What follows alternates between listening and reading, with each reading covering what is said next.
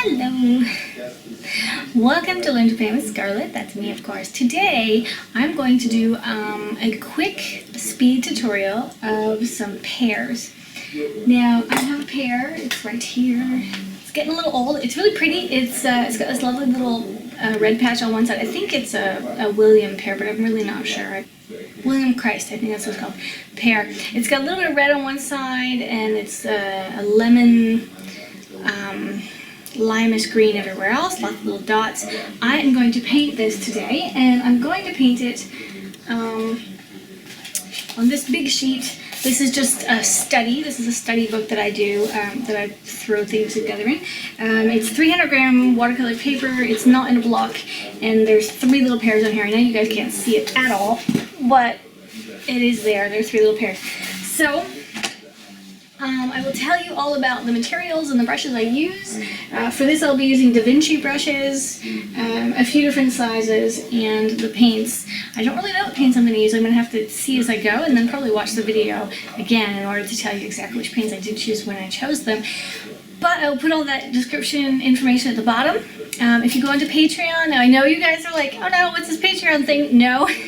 Not everything I put up will be on Patreon. This particular video may have Patreon extras because they have a lot of extras. So if you want the downloadable sketch for this, or behind the scenes of how I painted it, or more information, the final image, reference photos of the pear, or anything else. I've got a whole bunch of reference photos. I'm putting a lot of them on often. Go to Patreon, just check it out.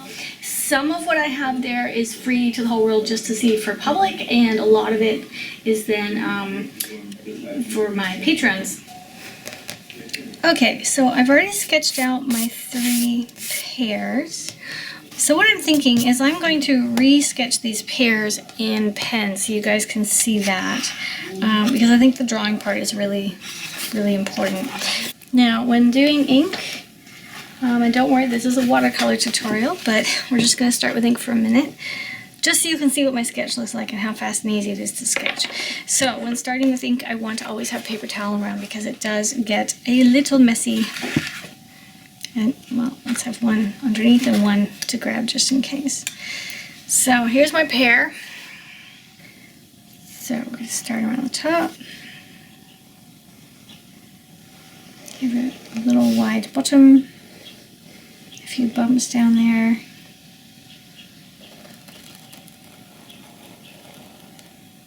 Maybe coming back up the other side. Here in the center, we've got some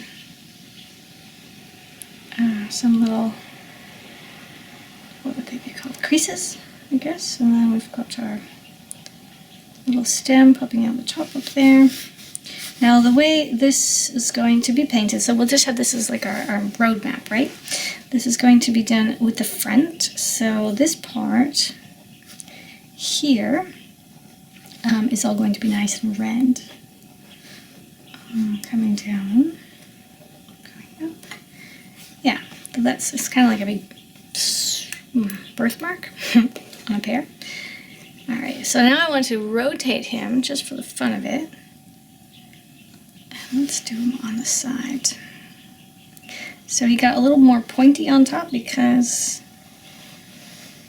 the shape has changed. Same thing, let's try to keep them the same height.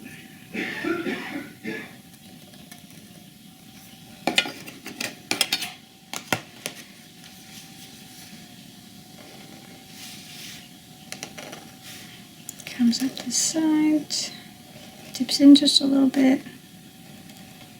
There's a little bump there, and a few little bumpies here.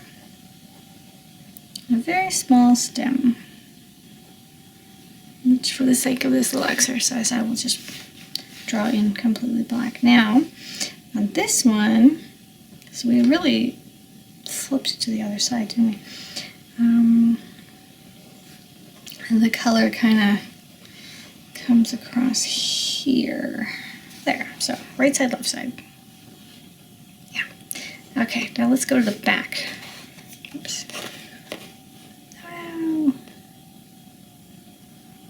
there's ink on that ruler. Okay, so I'm gonna flip to the back, turn my little pear, and now again he's got a fat top. Comes down, gets wide amongst around the middle section.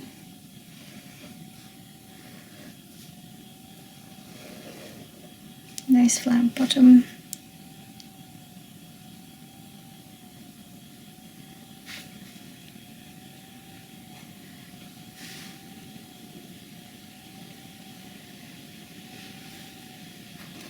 And here there are a few blemishes going on. Okay, if we go back to this one, there were a few blemishes here, something there, little thing here. Oh, big bruise. Well, let's not paint that. That's a little too much for me. And over here, some lines there. Now, this is also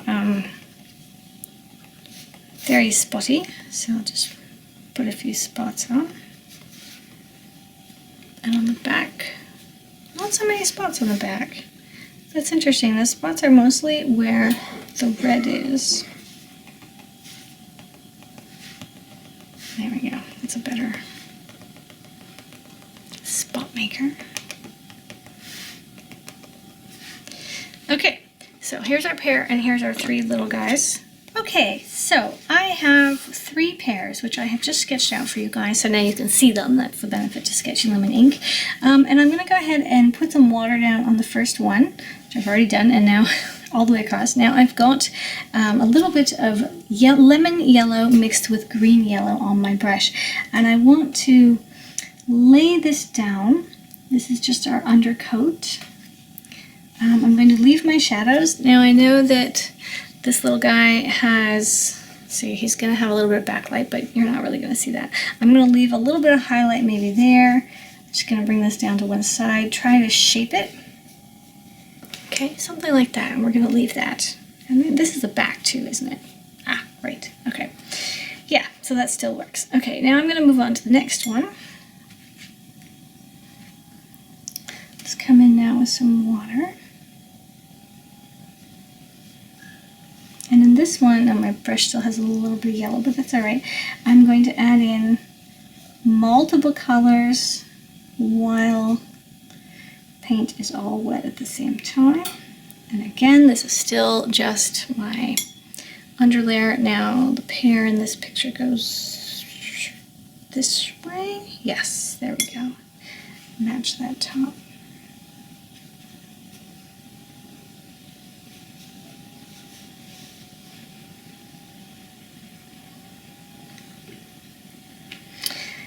Alright, so we're going to use something reddish, maybe red with a little bit of orange. Let's take a little bit of scarlet red, mix it with some raw sienna. So what I want to do is almost stipple it in. I'm just going to drop in little dots here. I want to stay away from the edge, but I'm going to drop in those dots, and it's okay if it bleeds over. If anything, I want to kind of promote that, because these lines are really just for fun. So we're stippling that in.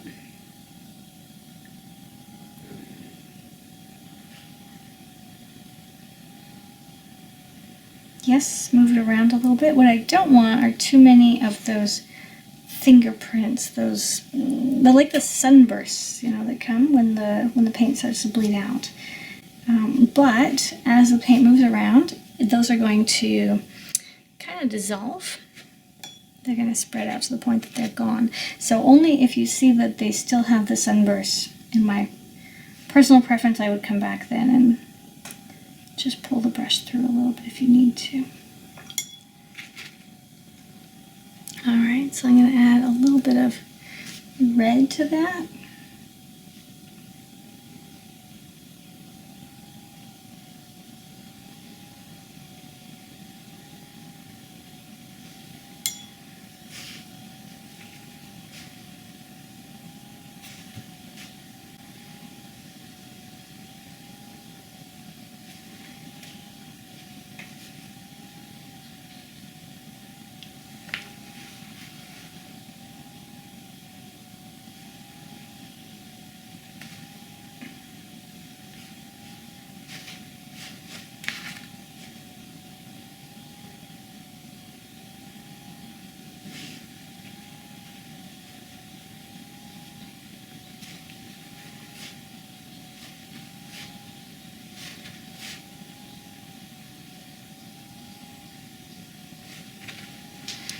perfect. And I also want to add more of this yellow.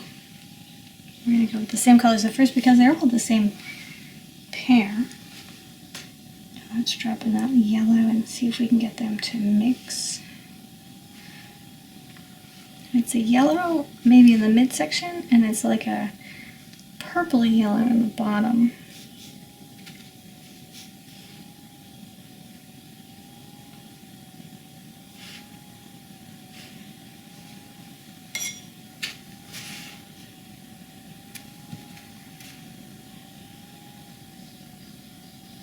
So I read a book recently, Lisa Condon's book.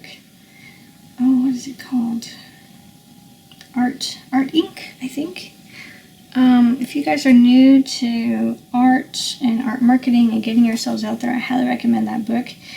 For me personally, I have been doing this for a long time, so it wasn't, in that sense, there wasn't anything new in it, but when I was starting out, I would have really, really, really appreciated getting my hands on something like that. So if you guys are young artists and you're looking, or if you're old artists, if you're young to the arts and you're looking for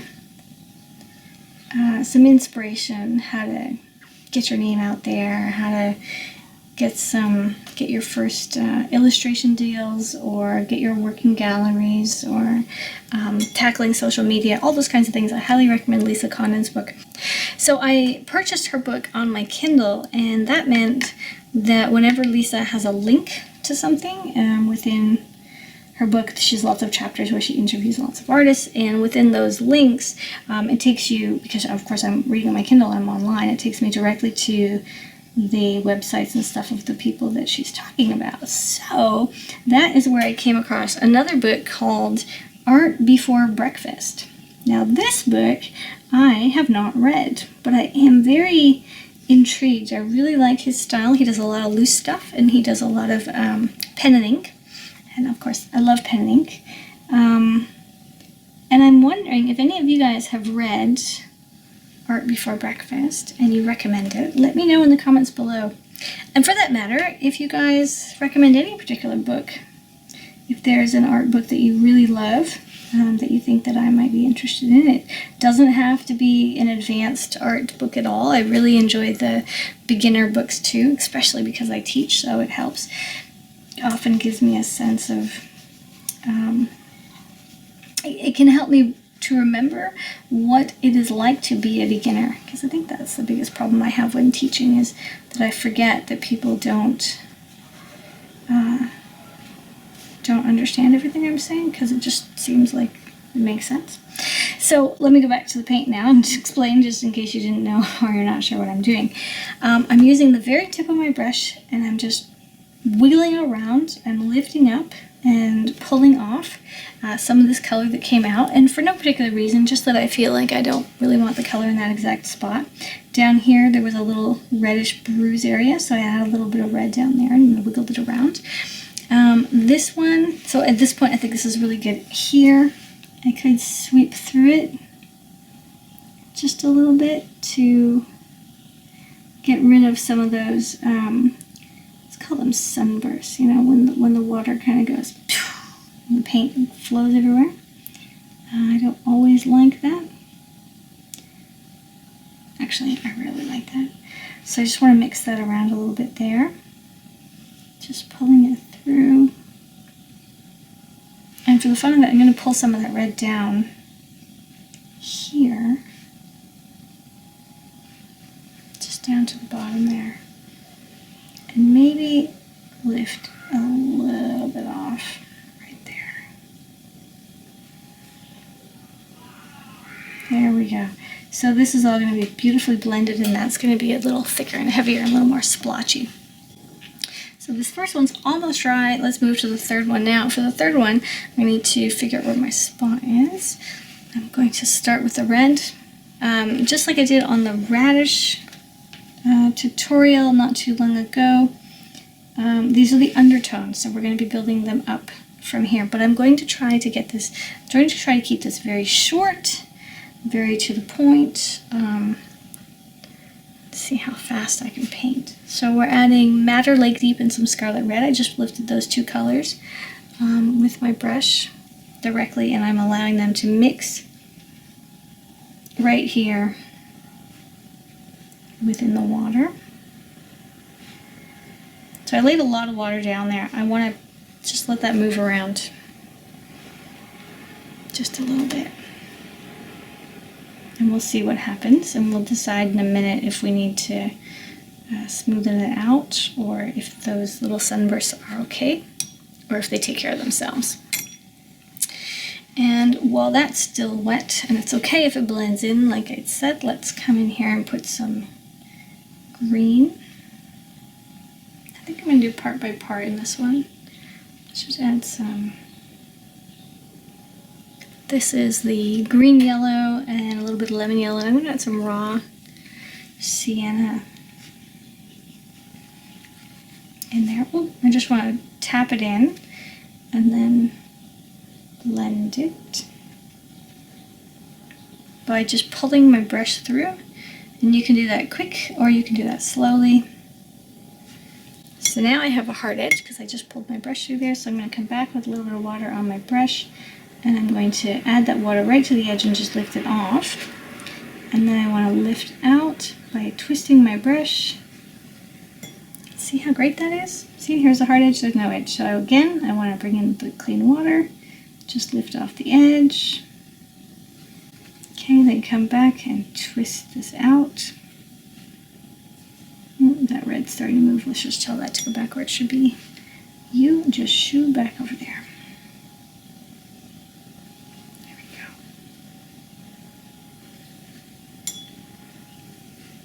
Okay, and down here the same thing. Now, often I want those crispy lines because I think, not in all watercolor obviously, but sometimes it's really, really beautiful to have the watercolor spots, the hard edges. So in a lot of my pieces, especially the radish, I know I keep talking about the radish, there's a lot of hard edges. In fact, the whole thing was kind of designed that way. But for this one, let's make it a little softer underneath. Move some of this red. Get it to bleed. So this is just wet brush, and I'm coming up against the edge, laying in my color, and as I come close enough and touch that wet paint, do you see that? It just beautifully bleeds right out onto the rest of, into the rest of the water. So I'll do the same thing over here. Just come in, lightly touch it.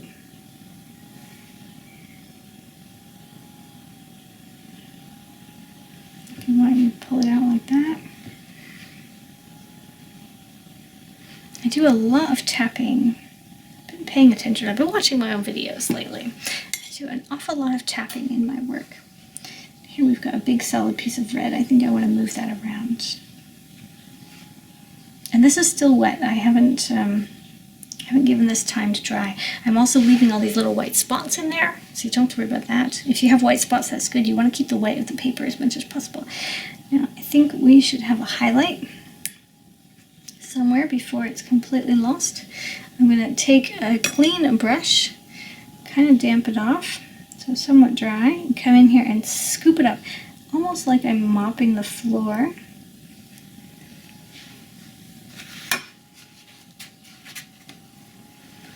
And that's just going to give me a little highlight there.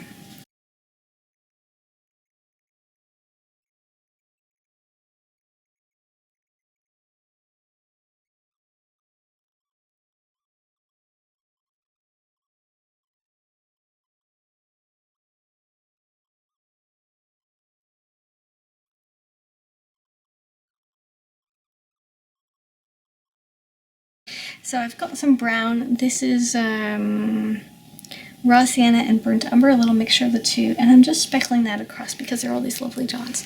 And again, we're going for a very fun, not realistic, kind of cartoony sketch of a thing. Here I've got some sunbursts happening, and I don't like sunbursts, you may know that. So I'm going to wipe my brush And I'm going to come back and I'm going to just move it around like this. Flow in and out, or try to brush those little bursts of sun. Well, I mean, I could call them cauliflowers or blooms, but they really do look like little sunbursts. If we turn our little guy over,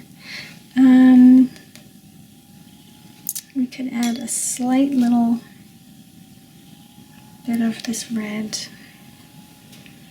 here, just to help give you the feeling that it is the same pear.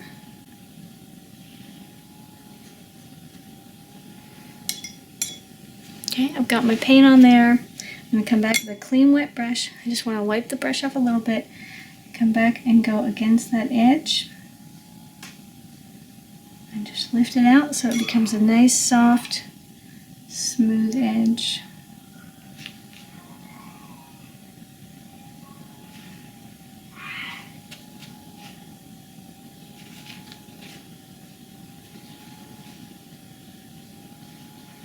So the paint underneath is completely dry. I don't have to worry about lifting it. Down here as well, there's a little bit of hard there. Go over that with a soft brush. And now let's do it with our dots. Let's come back with our burnt umber. And I'm just using my brush completely straight. Now I'm using a Da Vinci Maestro number 6. And I'm just bouncing tapping the color like a stippling. If any of you don't know what stippling is, go online and look it up. There are some brilliant stippling artists, and I'm referring at this moment to the masters, that were just amazing pieces. Paintings that took years and years to do and are entirely done in dots.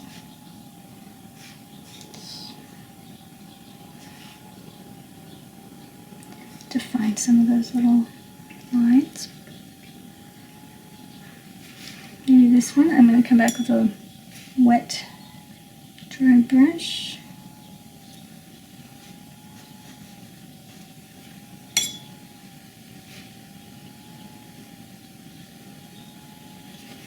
Now on the radish, I did the entire painting using a size 4.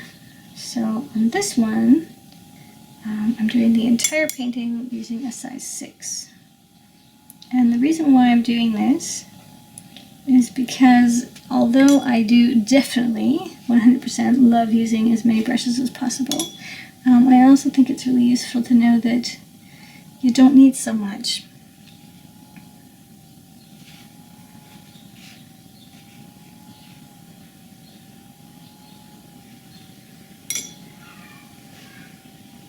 And I'm just playing with this little blemish and trying to decide if I want the hard edge or not, where exactly I want it to go. I think I don't. I think I just want to have something like that maybe. Okay, and then way over here, now I'm rolling the brush on my paper, on my paper towel to get a nice point. I'm going to come in with the tip of the brush, get some burnt umber again. And I'm using Schminky. This is number 668. You can use any company you want. I do recommend using paint that is Light Fest. I know I've heard a few artists talk about Light Fest and saying, oh, it doesn't really matter. Do whatever you want. But the thing is, I have pieces on my wall right now that I accidentally painted 3-4 years ago using my niece's watercolors. Just because they were there and I painted it and I didn't really think about it at the time. And I had bought her these watercolors too, but I didn't pay attention when I bought them to how Light Fest they might have been or may not have been. And it turns out that they are not Light Fest at all. And this huge painting, which took me days and days to do, we sat at the table together and painted for the summer holidays really, is almost completely gone. I can barely see the irises because it's on the wall, and it's been on the wall not even in the sun. the same wall as a window, so it hasn't had direct sun at all. Now, not all of it is losing its color, but certainly enough of it that I'm not happy with that. So I could go in here and I could lift off some of these dots, and I could make them cleaner, but I really like the mess. And this is actually not taking nearly as long as I thought it would. And my husband's client isn't here yet. I think she's late. So I don't have to worry about them talking in the background. This is perfect. I guess I won't be fast forwarding this after all. Let's come over here and let's add a few more. We should wait till it dries a little bit. And over here, a few more dots. And for what I see here, there's way less dots on the green side than there is on the red side. So wherever there's a little bit of red, that's where I want to throw my little dots in. And they can be big and they can be small, whatever you want. Now you could do something like a toothbrush if you wanted to have super, super tiny dots. If you are interested in Botanical Art serious stuff, then check out my playlist for my full watercolors, because I have lots of serious Botanical Art paintings which are really borderlining on scientific study, which is where my art passions lie. Or if you guys are looking for more behind the scenes, artist vlogs, checking out my sketchbooks, special tips and tricks just for you, do visit me over on Patreon, because I have a lot of great stuff there, including full-length workshops and tutorials, which are all covered and included under the Patreon subscription fee of $6 a month. Yes, I know that sounds like a sales pitch, and technically it probably is. But that's the part of the sales pitch that helps me pay my rent. Okay, so back to the free stuff. So I think I want to put a little more in the way of dotty dots over here. I'm trying to keep these a little random, but I'm also clustering them just for the fun of it. I think that looks pretty neat. I'm definitely going to have to let this sit for a little while and look at it again tomorrow because I've been staring at it too long. But I do want to go back, clean my brush. Right now I want to go back with my pen and ink here.